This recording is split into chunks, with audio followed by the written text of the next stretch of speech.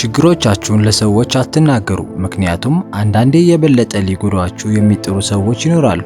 የሚያሳዝነው አንዳንድ ሰዎች በሌሎች ሰዎች ችግር ይዝናናሉ፣ እናም ነገሮችን የበለጠ ወደማይፈልገው አቅጣጫ ሊሄድ ይችላል።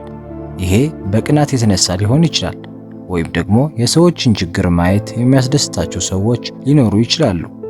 እንደነዚህ አይነት ነገር በየትኛውም ቦታ ላይ ሊፈጠር ይችላል። በስራ ቦታ ወይም ደግሞ በትምህርት ቤት አካባቢና በተለያዩ ቦታዎች ይከሰታል። የጎዳችሁን ነገር ባለማየት የበለጠ ጠንካራ ሰው መሆን ትችላላችሁ። ራሳችሁን በከባድ አውሎ ንፋስ ውስጥ እንደሚገኘው አንድ ዛፍ ውሰዱና ቅጠሎችና ቅርንጫፎቹ ሊረግፉና ሊንቀጠቀጡ ይችላሉ። ነገር ግን ግንድና ስሩ ባለበት ይቀመጣል ወይም ደግሞ ንቅንቅ አይልም። ይሄ የዝምታ ጥንካሬ ይባላል። ምንም እንዳልተፈጠረ ታስመስላላችሁ ማለት ችግሮችን በቸልታ ታልፋላችሁ ማለት አይደለም። ይሄ ማለት ያ ነገር እንዲቆጣጠራችሁ አትፈቅዱ ማለት ነው። ጠንካራና የተረጋጋ ሰው ትሆናላችሁ። የህይወታችሁ ኃላፊም እንደሆናችሁ ታምናላችሁ።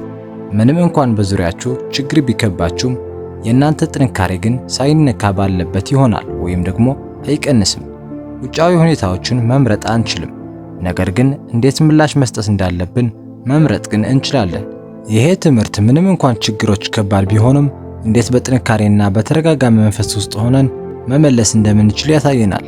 ጠንካራ መሆን እንደምትችሉና በህይወት ፈተናዎች ላለመሸነፍ ምን ማድረግ እንዳለብን አሁን 10 ነገሮችን እንመለከታለን። አንደኛ፣ ከምትናገሩት በላይ አዳምጡ። ለምን 2 ጆሮዎችና 1 አፍ እንዳላችሁ አስባችሁ ታውቁ ይሆናል? ምክንያቱም ከምናወራው በላይ ማዳመጥ ስላለብን ነው። ሰዎች በማዳመጥ እንማራለን፣ እንለውጣለን። የራሳችንን ቃላት በመደጋገም ምንም ለውጥ አናመጣም፣ ምክንያቱም መረዳት ከማዳመጥ ይመነጫል። ብዙ ሰዎች ለመረዳት ከማዳመጥ ይልቅ ለመመለስ ወይም ደግሞ ተራቸው ደርሶ ለመናገር ይቸኩላሉ። ከእናንተ ጋር የሚያወሩ ሰዎች በትክክል ምን እያሉ እንደሆነ ወይም ደግሞ ምን ለማለት እንደፈለጉ ለመረዳት በትክክል ጥረት ማድረግ አለባችሁ። ሁለተኛ፣ መውደቅን አትፍሩ።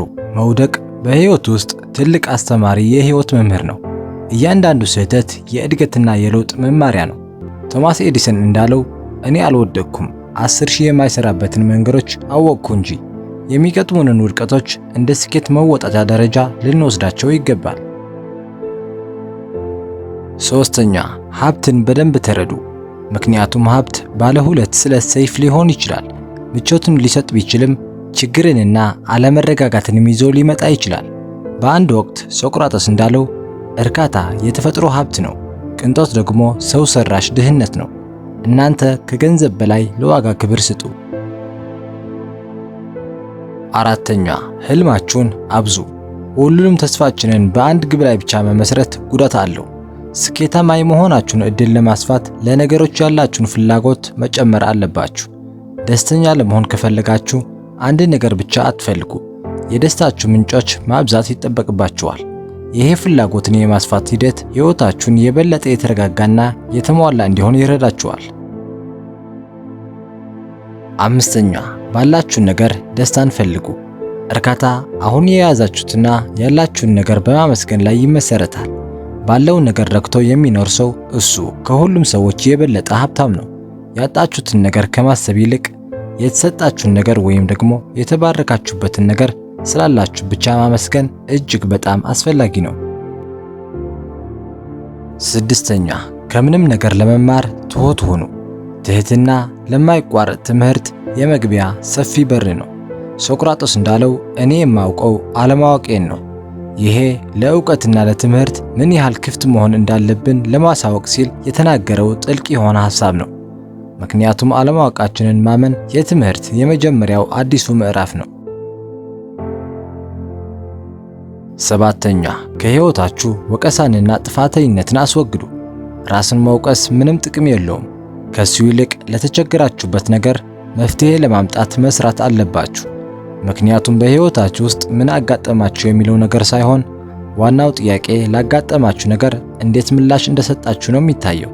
ስለዚህ ሁል ጊዜም ቢሆን መርሳት የሌለባችሁ ነገር ነገሮች ካጋጠሙ በኋላ ራሳችሁን ከመውቀስ ይልቅ ለምላሾቻችሁ ኃላፊነትን ውሰዱ። ስምንተኛ፣ ራሳችሁን በቅን ሰዎች ወይም ደግሞ በበጎ ሰዎች ውስጥ ክበቡ። አካባቢያችሁን በማንነታችሁ ላይ ወይንም በእናንተነታችሁ ላይ በጣም ተጽዕኖ ያሳድራል። ጂም ሮን እንዳለው ከሆነ እናንተ አብራችሁ የምትውሏቸው 5 ሰዎች አማካይ ናችሁ ወይንም ደግሞ አንድ አይነት ናችሁ። እነሱም ባህሪያችሁንና ምግባራችሁን ይወስንላችኋል። ከእናንተ የሚጠበቀው ነገር ከፍ እንድትሉና እንድትለወጡ የሚረዳችሁን ሰዎች መምረጥ አለባችሁ። በበጎ ሰዎች ዙሪያ ራስን ማዋል የተሻለና ትልቅ ሰው እንድንሆን ያደርገናል። 9ኛ ምላሾቻችሁን የወደፊት ዕጣ ፈንታችሁን ይወስንላችኋል። ለነገሮች ምላሽ የምትሰጡበት መንገድ ከሁኔታ በላይ ሕይወታችሁን ይወስንላችኋል። ማርከስ ኦሬሊየስ እንደተናገረው በጣም ትልቁ በቀል መጥፎ ነገር የሰራባችሁን ሰው በጎ ምላሽ መስጠት ነው። ምክንያቱም ሰዎች ያልጠበቁት ነገር ከእናንተ ሲያገኙ የመገረም ወይም ደግሞ የመጸጸት አሊያም የጥፋተኝነት ስሜት በውስጣቸው ያድርባቸዋል። 10ኛ ከእናንተ የሚጠበቀው ነገር ወይንም ግዴታዎቻችሁን አሟሉ። ምክንያቱም ግዴታ ማሟላት ትርጉም ላለው ሕይወት ለመኖር የማዕዘን ድንጋይ እንደማስቀመጥ ማለት ነው። ማርከስ ኦሬሊየስ እንዲህ ብለው ነበር፣ እያንዳንዱ ተግባራችሁ ልክ እንደ መጨረሻችሁ አድርጋችሁ ስሩ። ምክንያቱም ኃላፊነታችሁ በትጋትና በታማኝነት መወጣት የዓላማ ሙሉነት ስሜትን ይሰጣል። ማድረግ የሚገባችሁን ነገር ያለምንም ማመንታት አድርጉት። ቪዲዮው ጠቃሚ ነው ብላችሁ የምታስቡ ከሆነ ስክሪን ላይ ያለው ቪዲዮ ማየት ትችላላችሁ። ለቻናሉ አዲስ ከሆናችሁ ሰብስክራይብ ማድረግ ትችላላችሁ። እስከ መጨረሻው ድረስ ስለተከታተላችሁኝ አመሰግናለሁ። ቻው።